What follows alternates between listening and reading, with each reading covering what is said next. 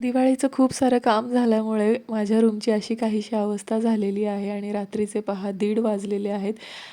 पूर्ण दिवसभर मी काम केलेलं आहे आणि रात्री पण जागून जे काही फायनल थोडंफार काम होतं ना कस्टमरचं ते कंप्लीट करून घेतलं. त्यानंतरनं गावाला जायची तयारी सुरू झालेली आहे. पहाटे 3:30 पावणे 4ला निघायचा आमचा प्लॅन आहे. तर त्यामुळे मी काही रात्रभर झोपलेच नाही. कस्टमरचं थोडंफार काम बाकी होतं ते कंप्लीट केलं. शुभला झोपलेला होता तसाच उचलून घेतला आणि वाटेत पेट्रोल भरलं. लवकर निघण्याचा आमचा प्लॅन हा होता की आपल्याला वाटेत ट्रॅफिक नको लागायला.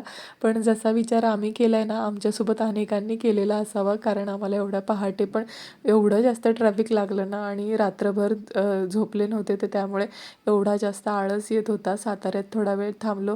मस्तपैकी गरमागरम चहा पिला आणि चहा पिल्यानंतर एवढं फ्रेश वाटलं. मग मी थोडा वेळ म्हटलं पाय मोकळे करायला खाली उतरूया आणि त्याचा एवढा मोठा फायदा झाला. मला वाटेत आहे ना हे स्पायडर प्लांट्सचे बेबीज दिसले आणि जे की मी चोरून घेतल्याशिवाय काही राहत नसते. तर त्यामुळे ते मी घेतलेले आहेत माझ्यासोबत. आता पुण्याला आल्यावर लावणार आहे. मग आम्ही गावच्या फाट्यावर आईंना घेतलं. त्या ट्रॅव्हल्समधून उतरल्या होत्या जस्ट, कारण त्याही ठाण्याहून रात्री निघाल्या होत्या. नंदेची मुलंही त्यांच्यासोबत होती.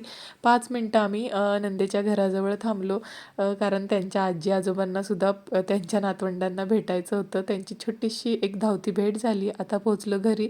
साफसफाई करते. उद्या तुम्हाला भेटते.